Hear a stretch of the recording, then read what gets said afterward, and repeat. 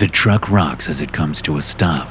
I slam the shifter into park and stare out the windshield, looking up toward the dark treetops. Night sounds emanate from the surrounding forest, flowing into the truck through the open windows. "Where is it?" I ask. "I lost it," Talavera says from the passenger seat, still clutching the specially made spear gun in his hands. "Redmond, you see any sign of it over there?" I ask. "Nope," Redmond says in my ear. "You guys had it last. Must be over there somewhere. Watch your ass." "Damn," I say, looking out at the fallen tree across the road. We won't be going any farther in the truck. "What do we do?" Talavera asks. "What do you think?" I say, recognizing a teaching moment when I see one.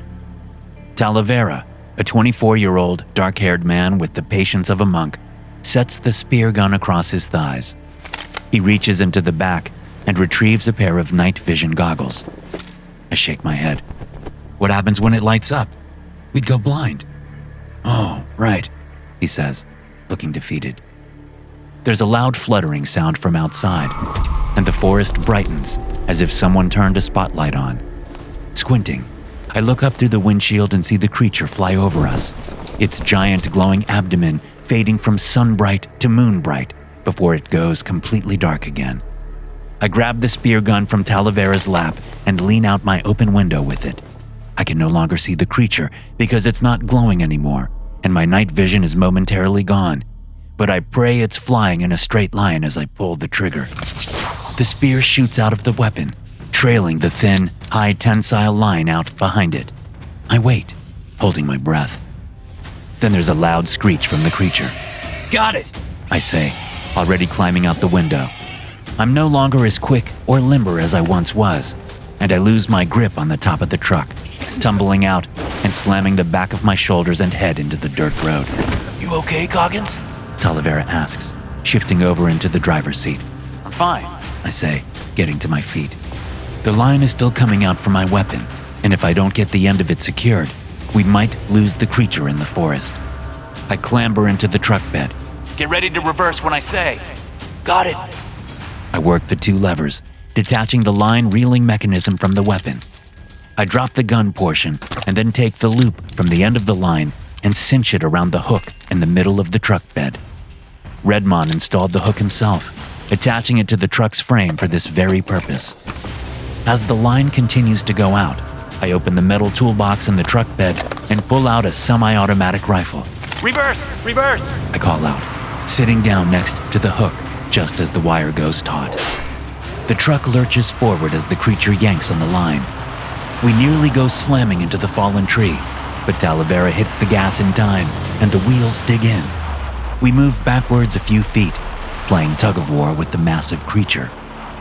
Its abdomen lights up again, and I spot the thing about 100 yards away near the distant treetops. Its wings beat at the air, and it screeches as it tries to free itself.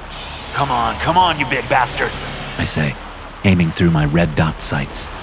It's moving around too much, so I don't waste my ammo. Not yet. "We're heading to you," Redmond says over the radio, having heard all the commotion thus far. "It's gonna be over by the time you get here," I growl. The creature's abdomen has been lit constantly for the last several moments. I'm guessing because it's pissed off and injured.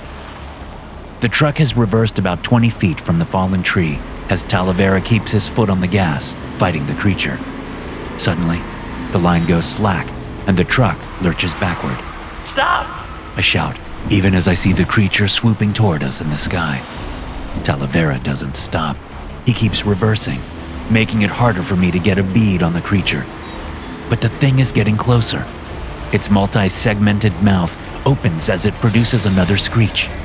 The hard as steel mouth segments are long and sharp, and there's 4 of them, a large one on top and 3 smaller ones on the bottom.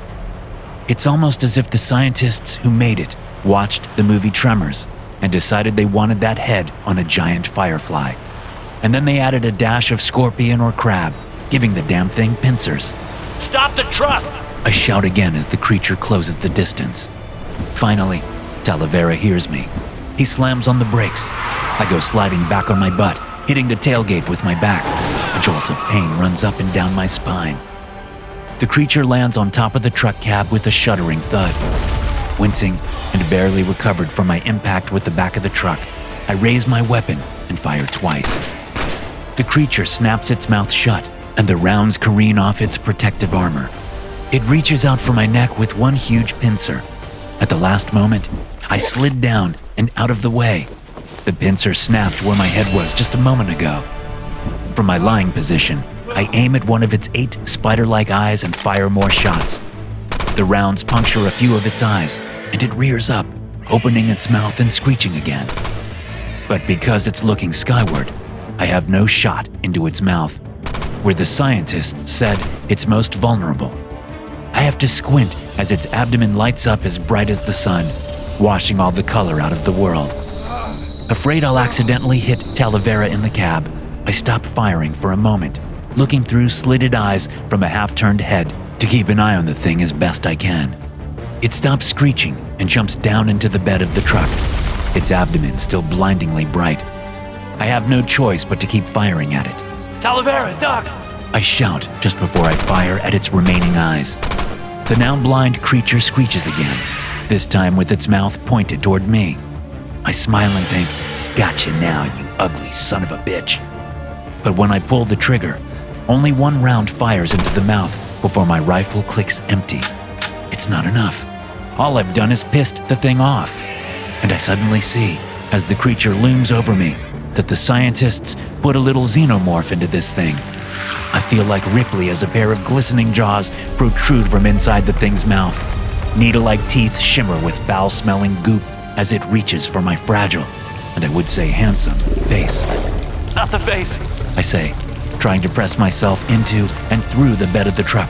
Anywhere but the face. I want an open casket funeral. I blink on reflex as something rips through the second set of jaws, destroying the needle teeth. This time, the creature doesn't screech. It doesn't have time, because a second projectile rips through its mouth and blasts out the back of its insectile head, allowing me to see, for the briefest of moments, the light from its abdomen through the hole in its head. As the sound of the 2 shots finally reaches me, one right after the other, the creature collapses on me. That awful goop, along with some other foul-smelling liquid, pours onto me as I squirm, trying to push the heavy thing off me. The light from its abdomen fades quickly, plunging the area back into darkness, except for the backsplash of light from the headlights. Get this thing off of me! I shout. Behind my head, the tailgate opens and Talavera reaches in, grabbing me in the armpits and pulling me out. You okay? I ask as he helps steady me on arthritic joints that will be screaming at me after the adrenaline wears off. I'm good, Talavera says. Thanks. I wipe the goop off me as best I can while we stand behind the truck, looking at the dead creature. After a few moments, headlights appear behind us. We both turn as Redmon and Cass arrive in the other truck. Redmon leaves the truck running as he steps out, putting his ubiquitous cowboy hat on as he exits the truck. He's a cowboy through and through, and he has the bow-legged walk to prove it. He wears a plaid shirt, jeans, and cowboy boots. Slinging his .50 caliber rifle over his shoulder with one hand, he digs a cigarette out of the soft pack in his breast pocket with the other. He has the thing lit and is exhaling smoke by the time he reaches us. There is a smile on his rough face. Thought I told you to watch your ass. Cass approaches a moment later with her own .50 cal slung over her shoulder. She doesn't dress like a cowgirl, although I wouldn't be the least bit surprised if she started to one day. She wears joggers and hiking shoes, along with a hoodie. The front pocket is heavy with ammo for her rifle. Guess I owe you two some thanks, I say. We took those shots from way back, through some trees, Cass says, out of breath with excitement. It was a miracle we could even see you from that far. They were great shots, I say. Saved my ass. Ain't the first time, won't be the last, Redmon says. I don't think we're even quite yet, I tell him. We've been keeping tally, and I'm still ahead by 1, as far as I can remember. By the time we finally retire, we'll be even, Redmon says with confidence, puffing on his cigarette. I nod solemnly, not wanting to think about that. Well, I stink like the porta potties in hell, so let's get this thing back to those idiots so I can get a shower. We pull up to the gate of the research facility. which is disguised as a power plant. It doesn't take long for us to get through security. We've been expected. We're directed down to an underground loading bay, where I reverse the truck and pull up to the place indicated. Several men and women mull about, looking expectantly at us. As usual, Cass and Redmond stay in their truck nearby, ready in case anything goes down. We've never had problems with any clients in the past, but that doesn't mean we never will. It pays to be prepared for these things. Talavera and I get out and remove the tarp we put over the dead creature in the back, revealing it to the small crowd. You killed it? One man in a white dress shirt and red tie asks, sounding on the verge of tears. I told you when you hired us, there was an 80% chance we wouldn't bring it back alive, I said to the guy. You remember that? He doesn't acknowledge me. He just stares at the dead creature. All that work. Yeah, well, maybe next time. Don't let all that work escape. Then you wouldn't have to hire someone like me. An ex-military looking guy comes down from the loading bay and offers to shake my hand. I wouldn't shake it, I say. I got that thing's insides all over me. The guy retracts his hand. The whiny scientist starts sobbing. About the payment, I say. Yes, of course, the military guy says, gesturing to a woman with a tablet. Once I see the payment in my account and a forklift has gotten the creature out of the truck bed, we head back to the hotel. I get into the shower, savoring the feel of the hot water on my skin. When I get out, I look at the bruises forming on my back from when I slammed into the tailgate. Then I lean on the counter and stare at myself, wondering when exactly my skin got so loose and wrinkly. I'm no spring chicken anymore, and Redmond's right. We need to retire. But god damn it, the thought of retiring feels like a death sentence to me. Maybe I should have let that thing snip my head off with its pincers. Stupid thought, I tell myself. I could no more have let that happen than I could stop flinching from a ball thrown at my face. It was automatic. But I'm afraid of what I'll do when I lose my purpose and retire. Letting some bizarre creature kill you is not the same as putting a gun in your mouth. There's a pounding on my hotel room door, and I answer it in my towel. Talavera stands in the hallway. We've got another call, he says. And this one sounds really weird. Want me to drive for a bit? Cass asks from the front passenger seat of the RV. No, I'm good, I say, even though I'm exhausted. Cass shrugs and leans back in her seat, closing her eyes again. Talavera is lying on the couch in the back of the RV, directly behind my seat. I can hear him snoring. We only have another 2 hours before we get there. I didn't get any sleep because we left the hotel immediately for this next call.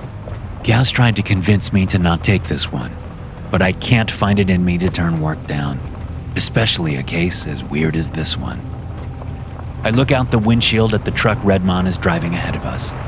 The other truck is hooked up to the back of the RV. This is usually how we travel around the country. Most of the secret labs we work for are in a fairly small radius in the Montana, Wyoming, North Dakota, and South Dakota area. It's probably a good thing, because they are not very populated areas. Our last job, where I nearly lost my head, was in Montana. Now, we're heading for Wyoming. They wouldn't tell us much on the phone, but they said that they already had people out looking for the thing, and they only wanted us as backup. When we're in a time crunch, we sometimes take private planes, usually on the client's dime, but they said that wouldn't be necessary. They also said that the creature that escaped their lab is unique because it can cause hallucinations. When I pressed the guy on this, he said they would give us a full rundown when we arrived, and it looks like we will get there around 7 a.m. The steady hum of the engine and the constantly passing lines on the road lull me into a relaxed state. That, and the fact that I haven't slept at all. I shake my head, trying to wake up. My thoughts drift to Redmond and the way he's been acting lately. The only time he seems like himself is when we're actively chasing down a creature. Otherwise, he's sullen and silent, at least more so than usual, which is saying a lot because he's a regular stoic most of the time. I can see the smoke billowing out the window of the truck ahead. He's been chain smoking, which is never a good sign for him. It means something's bothering him. Every time I've asked him about it, he's deflected, and he's damn good at that. If he were a goalie, he would be the best one to ever live. My thoughts drift again. The RV hums. Talavera snores. I feel my eyelids getting heavier. I jerk up as the tires run over the rumble strip on the side of the road, only now realizing that I dozed off for a moment. Cass is up now, looking over at me. Let me drive, She says. Let her drive, Wes. Talavera says, clearly awake now. Grumbling, but knowing they're right, I flash Redmond 3 times to let him know I want to pull over. It doesn't take long to find a place to pull over next to a field. Redmond gets out to take a leak, and Talavera does the same, while Cass and I switch seats. I can see Redmond and Talavera in a conversation, mostly one-sided, but I can't hear what's being said. A minute later, we're back on the road again. This time, Talavera sits between the 2 front seats. What did he say to you? I ask Talavera about his conversation with Redmond. What do you think he said? Watch your ass. Cass, Talavera, and I have a good laugh at that one. Once the laughter dies down, Talavera speaks without a hint of humor in his voice. Have you figured out what's up with him yet? I shake my head. What about you? He asks Cass. She snorts. He probably talks to me less than he talks to you guys, and I'm with him twice as much. Well, if you can't get him to open up, I don't think I'll be able to, I tell Cass. You've known him for much longer than me. Yeah, but he's always had a soft spot for you, I tell her. Could have fooled me, Cass says. Believe me, I tell her. Even if he doesn't tell you, he does love you in his own way. Cass and Talavera are silent for a long time. The miles pass under our tires. Of course, now that I'm not driving, I'm wide awake. I think about the time Redmond and I came across Cass and Talavera during one of our jobs in Death Valley. They were just a couple of kids, 16 and 17. We weren't supposed to see them. One of the lab employees opened a door at the wrong time, and I saw them in a couple of cages in a dingy room. I pretended like I didn't see them until I could pull Redmond aside and tell him about it. To his credit, he didn't ask questions. He just said, Well, let's get them the hell out of there. We had to do some serious damage to the lab employees and security officers to get them out, but we did it. Apparently, the higher-ups didn't know that the subcontractors who ran the lab were using humans in their tests. Or at least, that's what they told us. They covered everything up and didn't press charges, knowing if they did, we would blow the whole thing wide open. Redmond and I looked after the kids for a couple of years before trying to set them up so they could live their own lives.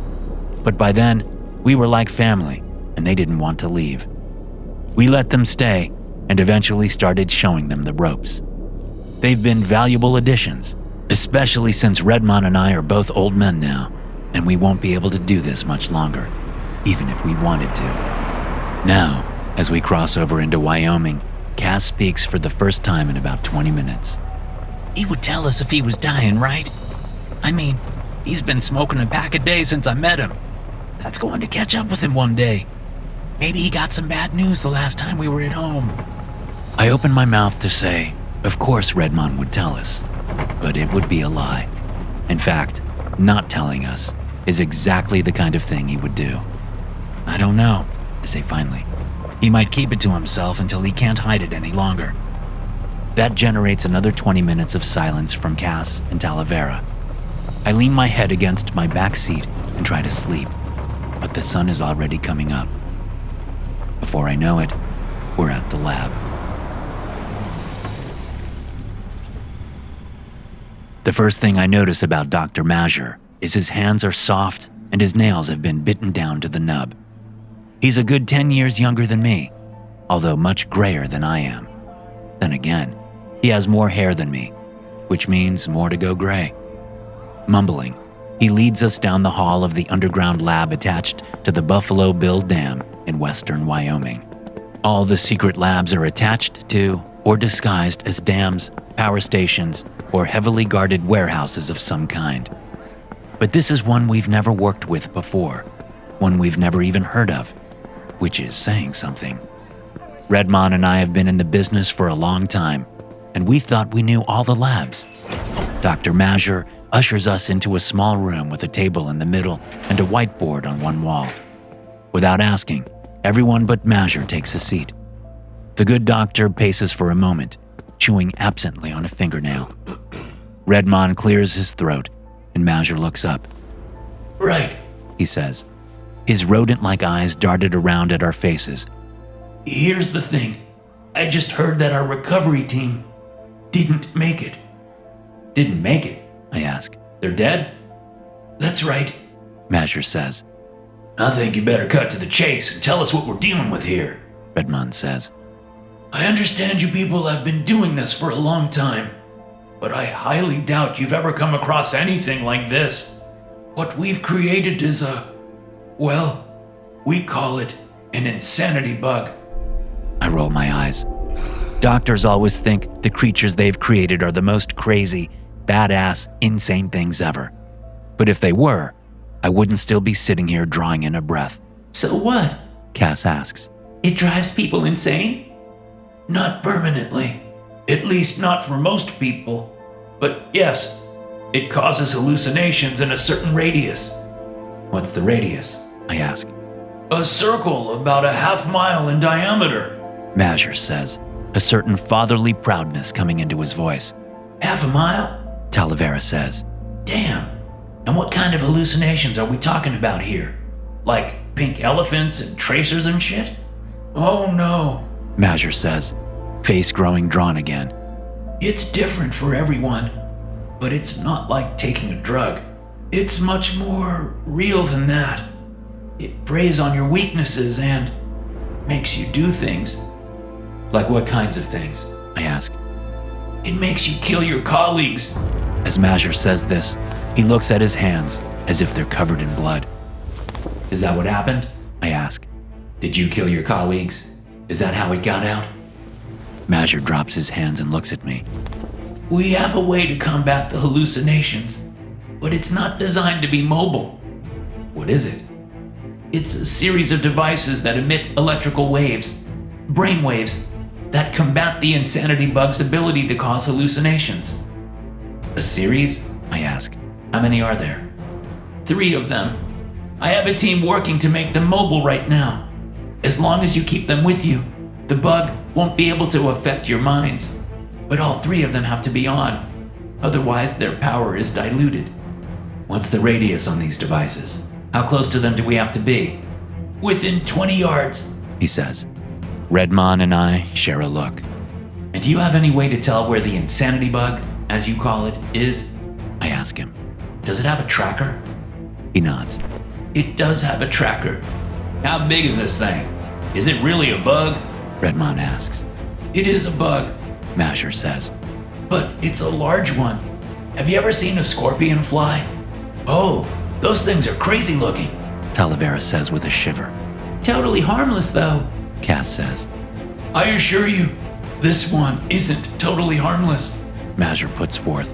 And it's about the size of a large dog. Why do you guys always make your creations look so damn creepy?" Talavera asks rhetorically. "And why insects all the time? What's with that?"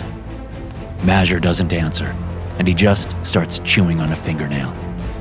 Give us the electrical wave generators and a tracker. Redmond says, standing up. We'll handle the rest.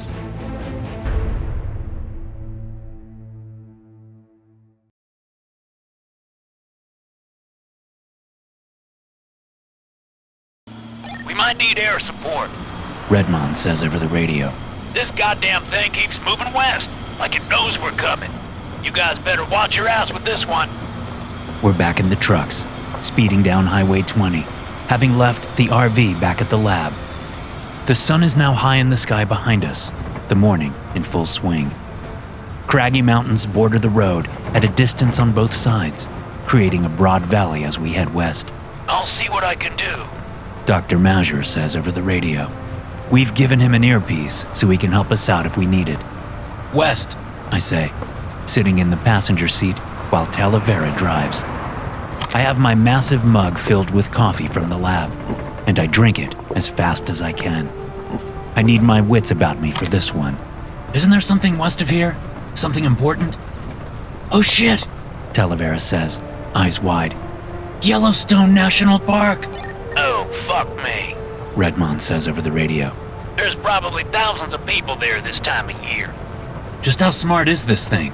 I ask. Could it be heading to Yellowstone on purpose?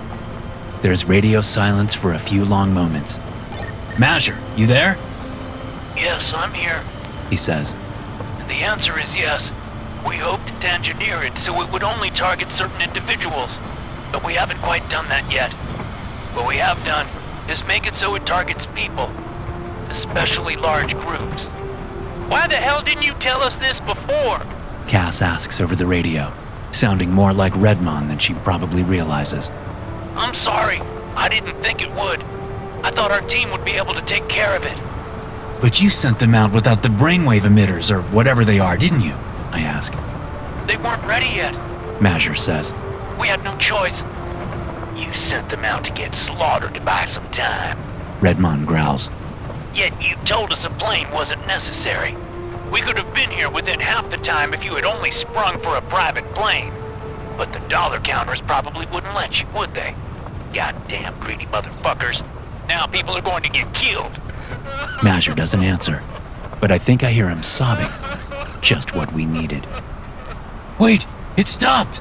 Talavera says, pointing to his phone. We're using an encrypted app made by the lab to track the thing, and we each have it downloaded onto our phones. But since Talavera is driving, his phone is the one in the little holder. I pull my phone out and zoom in, seeing that he's right. The little red dot that represents the creature has stopped. But my stomach drops when I see where it stopped. It's a place called the Pahaska TP Resort, and it's just a couple of miles up the road. I glance over at the speedometer and see we're doing 85, but I can see Redmond's truck slowing ahead because we're coming up on another vehicle on the 2-lane highway. We need to hurry, I say over the radio. It stopped at a resort. God knows what's happening there right now. I noticed, Redmond says, swerving around the van up ahead once the oncoming lane is clear. Talavera does the same, and soon we're doing 100 miles an hour. I'm turning the brain protector on, I say. It's easier than saying electrical wave emitters or whatever Mazur called them. I unbuckle and turn in my seat, reaching back to the 3 devices that look like mid-sized speakers for a concert. I flip them on, along with the portable battery device they're attached to with black cords. When I sit back in my seat, I set my watch and say, We've got 15 minutes before we have to switch the battery. They gave us 2 battery packs, giving us 30 minutes total before we're shit out of luck. Hopefully we can find a way to charge 1 battery pack while we use the other one. I've got a charger in the truck, but it'll take forever to charge them back up without a wall outlet. Okay, they're on, I say. Stay within 20 yards of our truck and watch your backs. There's no telling what people will do under the influence of this thing. But the primary goal is to find it and destroy it. Doc said the tracker should be good to within 30 feet, so keep a lookout. Cass says. We round a bend in the road and bring the resort into view. It's a collection of log cabin-style buildings of various sizes on a flat property dotted with pine trees. Small, tree-covered mountains provide the backdrop for the quaint getaway just off the right side of the highway. But when we're still 100 yards off, I can see that some damage has already been done. There's a 2-story main building that I'm guessing houses the front desk and restaurant. A truck has been smashed into the front doors, and there's smoke billowing out from the back of the building. I see a figure standing on the top of the A-frame roof.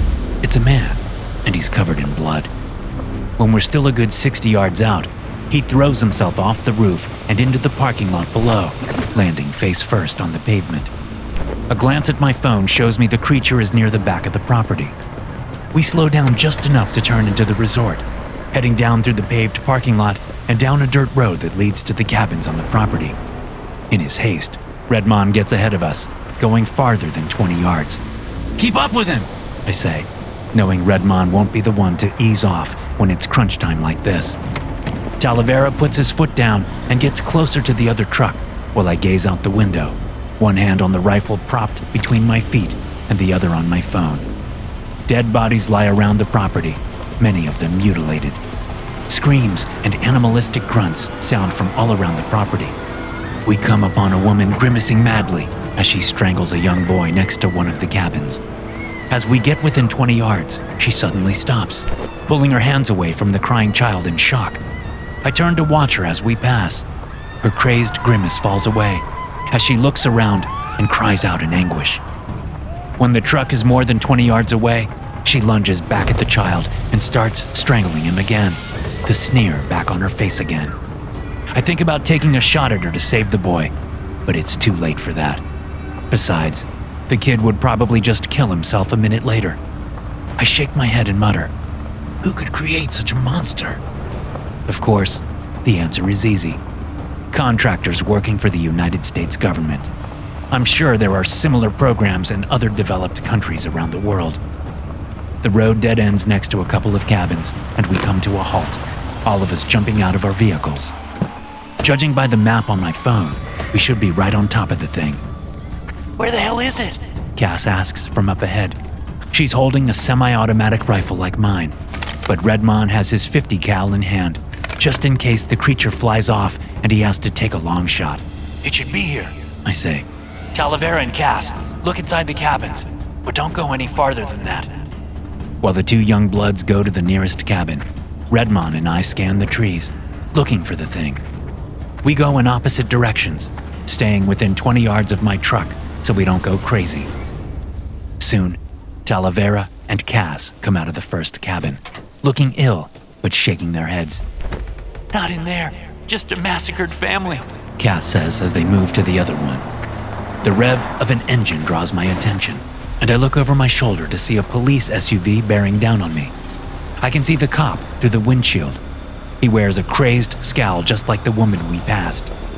I'm right at the 20-yard mark from my truck, so I know the cop is under the influence of the creature that's still hiding around here somewhere. Instead of shooting, I jump out of the way, rolling painfully behind a tree just as the SUV passes. It's a dumb thing to do. I should have shot him. He's going so fast that the device doesn't have time to take effect, and he crashes right into the back of my truck, which slams into the back of Redmond's. The sound of rending metal and shattering glass seems to last a long time, but I soon realize that it's not the crash that's lasting a long time. It's in my head. The impact must have jarred the device, and now the hallucinations are starting. While I still have my right mind, I get up and sprint for the truck. Reconnecting the device is our only hope now. But as I close in, I start to lose myself as the creature invades my head. Blinding anger surges into my mind, screwing my face up into a tortured scowl. Before I realize what I'm doing, I raise my rifle and point it at Redmond on the other side of the wreck. I'm convinced he means to kill me. I can see his intentions clearly in my head, like I'm watching them on a screen. But Redmond isn't aiming his rifle at me. He's gripping his head in one hand, his rifle held in the other. Blinking, I shake my head, remembering what I was trying to do. The device! Get to the device! With some effort, I lower my rifle and resume my stumbling walk to the truck. As I get closer, the driver's door of the police SUV opens and a demon lurches out. As he looks at me, his black eyes grow into dark pools while his mouth stretches out underneath them. Its fangs extend and drip blood. I raise the rifle again, but the vision ebbs and the demon face is gone, replaced with a man's face. He's just a man, with blood leaking from a gash on his head. I try to dodge around the policeman to get to my truck, but he lunges for me, suddenly shouting.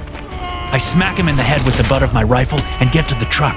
The front and back took the brunt of the impacts, so I'm able to open the driver's side door and climb inside. In the back, I see that 2 of the 3 speaker-like components are still plugged into the battery. The impact threw them against the front seats and caused one of them to come unplugged. The device is still working, although at 2/3 capacity.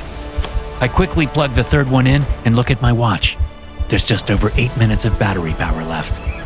As I climb back out of the truck, I glance over and see Redmond scanning the area with his rifle. You good? I ask. Almost shot you. He says without looking at me. Glad I didn't. I realize I lost my phone. I must have dropped it when jumping out of the way of the speeding police SUV. Is the beast still around? I ask. Redmond looks at the ground, where I'm guessing his phone is. Yeah, according to this stupid tracker, it's nearby.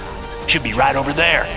He points with his rifle to the woods east of the 2 cabins. I scan the area but see nothing. I'm distracted when a cabin door opens as Cass and Talavera come out, looking dazed. That was close, Cass says. I've never felt anything like that before. I was so angry. Focus, I say. it's still out. A gunshot sounds, and Talavera twitches, then collapses to the ground. I look toward the source of the shot and see a man with a hunting rifle about 60 yards behind us, back toward the front of the resort. Before I can decide what to do, Redmond's 50 cal booms out nearby, and a giant hole appears in the shooter's chest. I glance over at Redmond, who works the bolt to load another massive cartridge into the chamber. We better hurry the hell up before I have to do that again. I get over my shock and remember Talavera. Cover us! I shout, running over to join Cass, crouching next to the young man.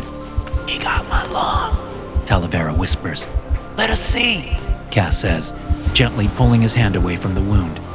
We both look at it and then at each other as Cass clamps a hand down over the wound to prevent air from getting into his chest cavity and collapsing the lung. It's on the move. Redmond calls from nearby. Cass and I roll Talavera onto his injured side so gravity will help keep the lung from collapsing. I also feel for an exit wound. There is one just under his right shoulder blade. It's going west. Redmond calls. Headed for Yellowstone, probably. We need to get going. What about that air support, Masher? I ask. There's no answer. Masher, you there? Still no answer. God damn it! As I run over to the truck to grab a first aid kit, I see Redmond turning his truck around. The rear bumper is damaged, but otherwise it's in good shape. I get back over to Talavera and Cass, opening the first aid kit. Meanwhile, Redmond pulls up next to my truck and proceeds to load up the brainwave device. I'm taping a bandage to Talavera's exit wound when Redmond stops the truck nearby. Let's go. He says. Cass, you take care of him. We'll call an ambulance. I'm not leaving him. I say. If we don't stop this thing, more people are gonna die. Redmond says, lighting a cigarette and looking as calm as ever. Go, Cass says. we got this. Tal will be all right. Isn't that right, Tal? Sure thing, Cass. Talavera gasps. Right as rain. Go, stop that thing before it kills more people. I look into Talavera's eyes for a long moment and then reach into his pocket and grab his phone. Then I gather up my rifle and jump into the truck with Redmond. He peels out before I can say a proper goodbye. Once I get the device plugged into the new battery, granting us another 15 minutes of immunity, I face forward in my seat and scan the sky for any sign of the thing. According to Talavera's phone, it should be straight ahead. I see it! I shout over the high hum of the truck engine, pointing out the windshield at the small dot in the distance. The creature is flying about 100 feet above the highway, heading due west. I set Talavera's phone down and lean out the window with my rifle, aiming through my red dot sight at the thing. I don't fire. It's too far away. Go faster! I say. If we crash, all those people in Yellowstone are fucked, Redmond says. Maybe Kevin Costner can save them. Want to try shooting my 50? Redmond asks. Before I can answer, Redmond swerves around a passenger van, nearly dumping me out the window. Give me a little warning before you do that, I say, still keeping the creature in my sights. And I doubt even you could make this shot with your precious overkill rifle. Why don't you think it diverts? Redmond asks, as we whip by a sedan going the opposite direction. Why does it stay above the road? I drop back into the vehicle, knowing I don't have a shot at it. Not unless we get closer. I think about Redmond's questions, and the answer comes to me as I see an approaching SUV suddenly swerve to straddle the center line on the 2-lane highway. Never mind, Redmond says. I know why. Better hold on. It's trying to kill us, I say. It knows we're hunting it. It's smart. No shit. Redmond has slowed down, but the SUV is barreling toward us, doing 80 or more. He lets the truck drift to the right, and we watch as the SUV moves, staying in front of us. The distance is closing now, and fast. What are we doing? I ask, bracing for impact. At the last moment, Redmond jerks the steering wheel to the left, and the SUV scrapes along the right side of the truck. Something hits me in the chest, and I close my eyes on reflex. I open them a moment later to see that we're still alive and still on the road. I look back to see the SUV rolling in the street, one of its passengers flying out a window like a rag doll. The side mirror is in my lap. That's what hit me in the chest as the SUV snapped it off and sent it through the open window. I toss the mirror into the back and say, "That was fucking close. I hate to tell you this, but I doubt we'll be able to do that again." I look ahead and see another minivan bearing down on us, skirting the center line just like the SUV. Redmond turns and gazes at me for a moment. I know what I have to do, but I don't like it. This is so fucked. I climb up and lean out the window again. This time, I ignore the small dot in the sky that must be slightly less than a half-mile away. Instead, I aim at a front tire on the approaching van. I take the shot and miss. "You got this," Redmond says. "Breathe." The van is about 90 yards away now and closing fast. I notice that Redmond is speeding again, but I can't let it bother me. I need to focus. I squeeze the trigger again, and the tire explodes. The van swerves as the driver struggles to control the vehicle. Redmond maneuvers past it with relative ease.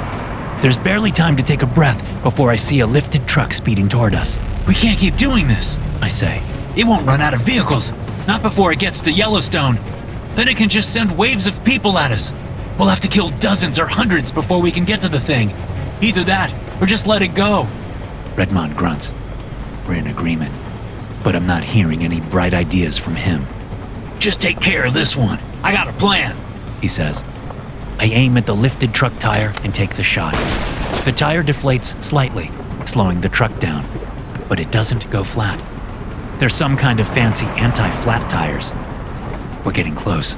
If I don't do something, we're both dead. "God help me," I say, shifting my aim up to the windshield. "Do it," Redmond says. I fire 3 bullets through the windshield. Nothing happens for a moment. Then the truck swerves and careens off the road, flipping once before smashing into a pine tree as we pass. "Okay, what's your plan?" I say. "Get back in here and be ready to take over driving." I pull myself back in, and I'm just getting situated again when Redmond slams on the brakes. For a second, I think the truck is going to flip forward from braking too hard, but it comes to a violent stop in the middle of the road. Before I know it, Redmond is out with his 50 cal. He jumps into the back and sets up for a shot, standing in the bed with his rifle propped on the roof. "This was your plan?" I ask, shifting into the driver's seat. "Stop moving," he says. I stop. The truck stills. For a moment, there's only the wind and the smell of pine trees. I gaze out the windshield at the distant black dot in the sky. The whole truck rocks with the gunshot. I hear Redmond work the bolt, and I hear the clunk of the spent shell hitting the roof. Nothing happens to the small dot in the sky. It's still there. But there's movement on the road. Another vehicle is speeding toward us, an SUV. Now we're sitting ducks. We're easy targets. Redmond fires again. "Watch your ass! 12 o'clock!" he shouts, loading another cartridge into the chamber. "I see them," I say, stepping out of the truck. The black dot is still in the sky. It's getting smaller.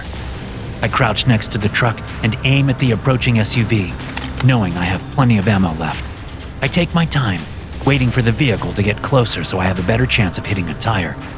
Redmond fires at the creature, and I fire at the SUV. The SUV swerves into a ditch, and the black dot spirals out of the sky like a helicopter in a death spiral. You hit it! I exclaim, getting to my feet. I winged it. We better get over there, quick! I jump behind the wheel and hit the gas. Redmond stays in the back with his rifle, ready for when we have a clear shot at the thing. It's almost over, I say to myself, but something tells me things are going to get worse before they get better. As we close in on some sort of structure across the road, I realize that we're approaching the entrance to Yellowstone. Thankfully, this is just an entrance, and the popular attractions are still a ways away. The westbound lane splits into 4 as it comes to a line of ticket booths with gates where people pay their entrance fee to get into the park. There's one sedan at the middle gate, but I see no signs of the ticket booth operators. The eastbound lane is unblocked because it's the exit lane for people to leave the park. I swerve into the exit lane, thankful it's empty, and cross into the park. 50 yards later, I slam on the brakes and come to a stop.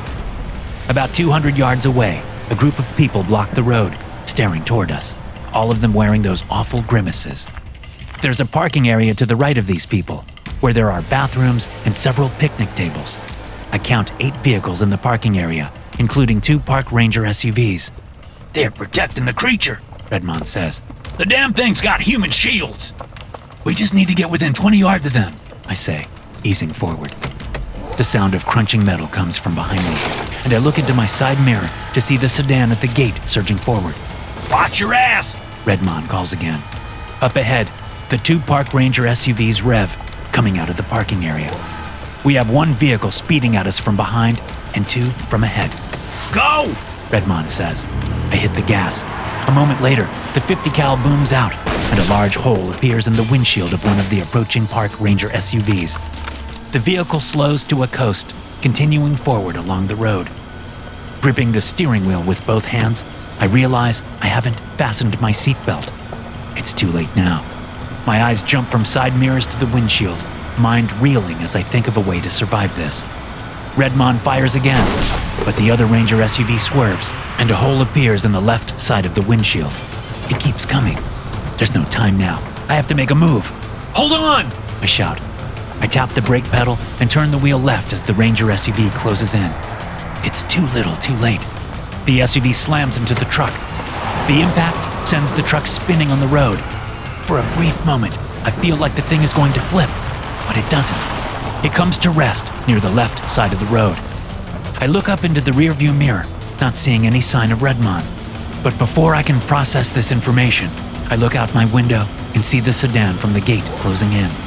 I'm whipped sideways as the sedan T-bones the truck directly on my door. My head smashes into something. I feel the structure of my left leg change as I'm slammed around inside the truck cab. The world goes blurry. A deafening silence settles on my ringing ears as I sit up in my seat, trying to get my bearings. The ticking of cooling engines and the hiss of liquid escaping a small hole soon replace the silence. I look at my left hand, noticing that my thumb is facing the wrong direction. "Redmond," I say, looking around.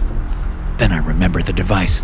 I spin and look into the back, seeing that all 3 components are still attached to the battery. My semi-auto rifle is in the passenger seat.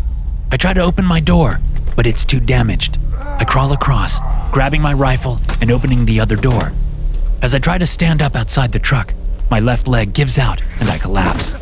A wave of sickness rolls through me as I look down to see that my leg is broken. The lower portion of it sits at an oblique angle to my knee. A woman starts screaming from nearby, and I think it's someone in the sedan that rammed me. I gaze ahead, seeing one of the vehicles from the parking area is now parked in the road. Several people are gathered around something, loading it up into the truck bed. It's the creature, I realize. They're maybe 40 yards away, so the device isn't countering the thing's effects. They're loading it up into a truck so it can escape. It just isn't driving people insane now. It's controlling them with eerie precision. Redmond, are you there? I reach up, realizing my earpiece is gone. Using the truck to help me, I climb up and balance on my right foot. I look back toward the site of the first crash, where the Ranger's SUV hit the truck. I spot Redmond lying in the road amid a pool of blood. My jaw clenches and I look back toward the truck with the creature in it. It's getting ready to leave, to head to a more popular part of the park, and maybe, from there, to a city. I can't let it get away. I reach down and grab my rifle, bringing it up and aiming it at the vehicle. The tailgate is up, so I don't have a clear shot at the creature. As if it knows what I'm thinking, the creature directs the people to get between me and the truck. Men, women, and children line up, looking at me with terrified sneers on their faces. Redmond's voice speaks in my head. End it now, or more people will die. You know what you have to do, Coggins, so fucking do it. If I didn't know better, I would think he was still alive, talking to me through the radio. But he's not. He's dead. And now it's the goddamn creature's turn. I fire first at the rear window of the truck, hoping to hit the driver. I put 3 rounds through the window and then change my aim, putting bullets through the human shields. They drop like puppets with cut strings, allowing me to fire at the tailgate. I put the rest of my magazine through the tailgate and then turn back to the truck, searching for another mag. Something catches my eye in the truck bed. It's Redmon's 50 cal. Somehow, it stayed in the back of the truck through both crashes. I toss my rifle and grab the 50, spinning around to see that the truck is still there. I watch as a woman pulls a dead man out of the driver's seat and then climbs behind the wheel. The damn thing is still alive. I raise the rifle and aim at the back window through the scope. On an exhale, I pull the trigger, blasting through the seat back and the woman. A splatter of red hits the windshield. There's no one left around the truck. I shift my aim and fire another round through the center of the tailgate. I try to fire a third time, but the rifle clicks empty. Reversing the large weapon, I grip the barrel and use it as a crutch as I hobble toward the truck. It's only when I'm beyond 20 yards from the device that I realize the creature is still alive. I can feel it prodding at my mind, but it's weak and I resist, keeping Talavera and Redmon in my mind, allowing that to drive my justified rage. At the truck, I pull down the tailgate and look at the creature. It looks like a giant scorpion fly, complete with the curved scorpion tail and everything. 2 of its 4 wings are damaged, and there's a large chunk torn from its abdomen, probably from my recent shot with the 50 cal. Yellowish goo leaks from the injury. It looks up at me with its bulbous brown-black eyes, its antennae twitching. I can still feel it worming its way inside my head, messing with my emotions and perception.